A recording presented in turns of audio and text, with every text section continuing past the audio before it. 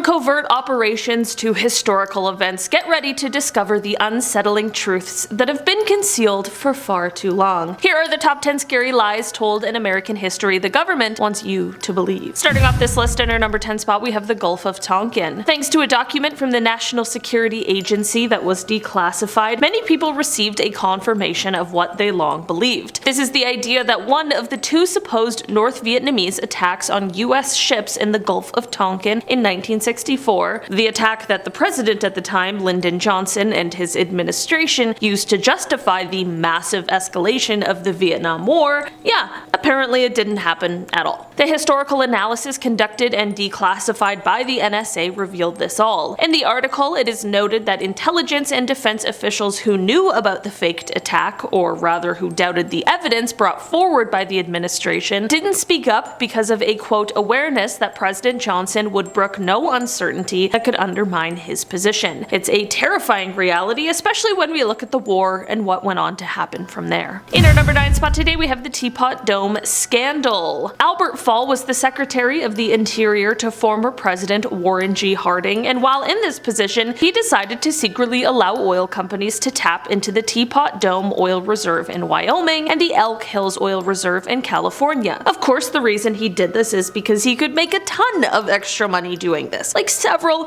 $100,000. This all started to unravel though in 1922 when there was an expose that revealed that the oil had been sold without any sort of competitive bidding. After this expose, Robert La Follette, who was a senator from Wisconsin, created an investigation into the story by the Senate Committee on Public Lands. The Attorney General at the time, Harry Dougherty, began to get some flack for not investigating this alleged corruption, so Harry turned to the FBI director to help him out. The FBI director, William J. Burns, sent an agent to Robert, the senator from Wisconsin's office, to search for anything that could be used to blackmail him into stopping the investigation into the corruption. Despite this very obvious threat, Robert knew that this meant that his investigation was going to reveal something serious, which motivated him to continue on with it. In the end, the shady dealings and bribery was all revealed and Albert Fall was officially exposed. This entire ordeal led to him being the first United States cabinet secretary to go to prison. In our number 8 spot today, we have the health risk denial. In this day and age, everyone knows that smoking cigarettes isn't great for your health, but back in the day, people did know, and the tobacco industry did everything they could to make sure that they never found out. In 1950, a physician and epidemiologist named Dr. Ernst Widener published a study in the Journal of American Medical Association that pointed out the links between cigarette smoking and lung cancer. This is something that is well known and studied now, but at this time, this was news to much of the public, and to hide it, 6 major cigarette companies began to fund their own research efforts in response to the study. This wasn't a study aimed at actually getting to the bottom of the health risks, it was just a research project meant for publicity reasons. In reality, they already knew about the health hazards and that there was a possible link to cancer. In a 1953 survey of scientific literature, a man named Claude Teague, a man named Claude Teague, who was a chemist for R.J. Reynolds Tobacco, concluded that, quote, studies of clinical data tend to confirm a link between the heavy use of cigarettes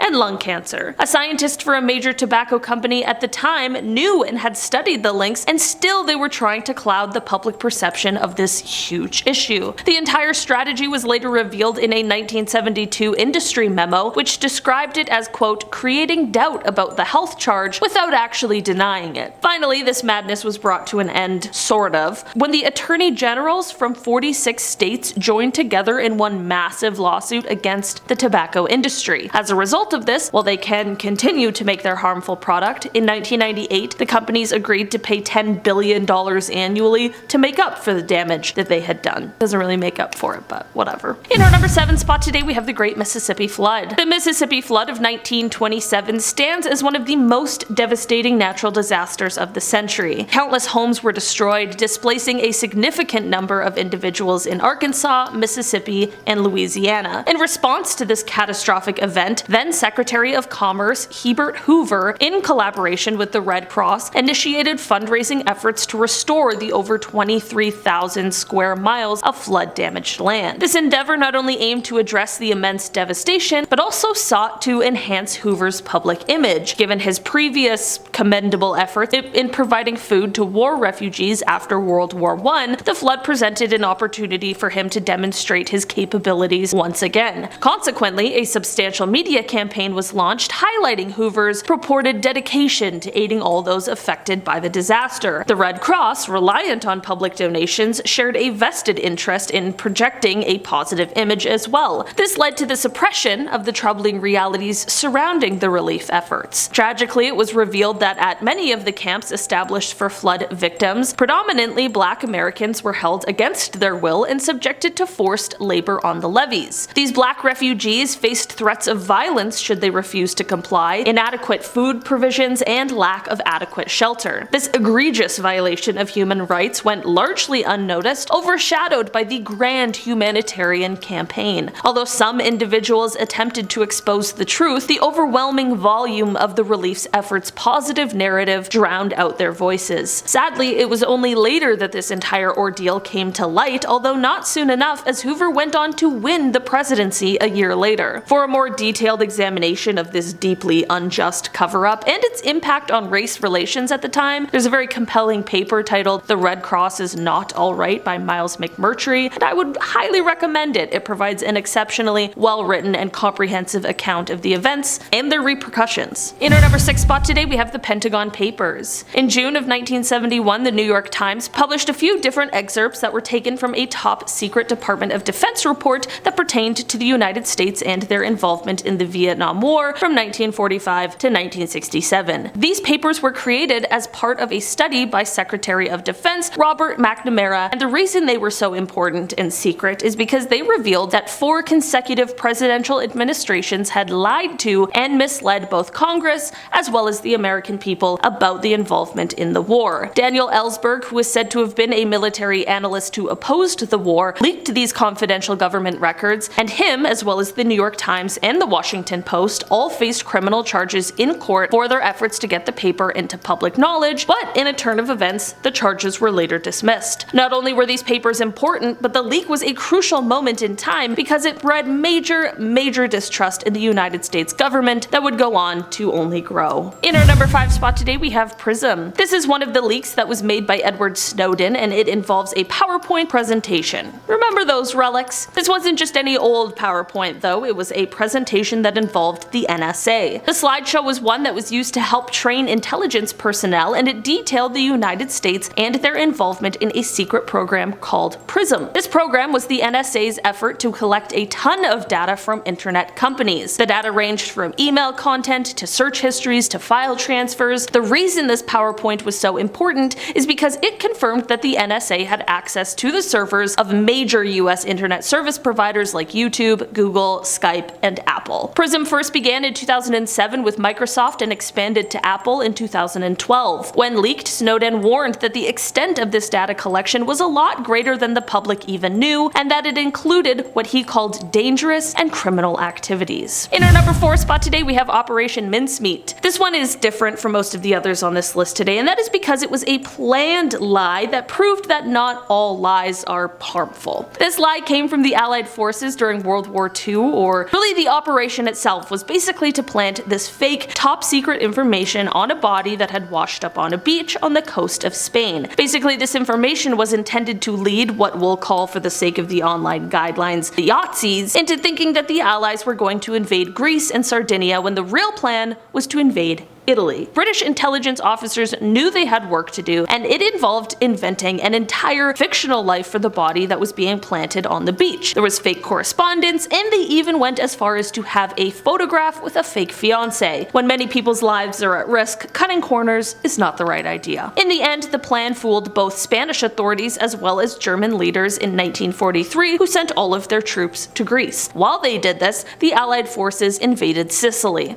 As the Axis powers began to lose in the Battle of Sicily, the Italian dictator Mussolini was dismissed as the prime minister and subsequently imprisoned. This remains one of the most interesting information leaks in history. In our number 3 spot today, we have Operation Northwoods. Operation Northwoods was a proposed covert operation developed within the U.S. Department of Defense during the early 1960s. The plan outlined a series of false flag operations that would create a pretext for military intervention and generate public support for a war against Cuba. The operation's primary objective was to manipulate public opinion and garner domestic and international backing for a U.S. military invasion of Cuba. The proposed actions in Operation Northwoods were shocking and included acts of serious, large-scale violence. The plans ranged from stage hijackings of planes to orchestrating attacks on U.S. military and civilian targets. These acts were intended to be attributed to Cuba, thus justifying military retaliation against the island nation. Fortunately, Operation Northwoods was never implemented. The plan was presented to President John F. Kennedy's administration but was ultimately rejected. The ethical concerns and potential consequences associated with such deceptive and aggressive tactics were deemed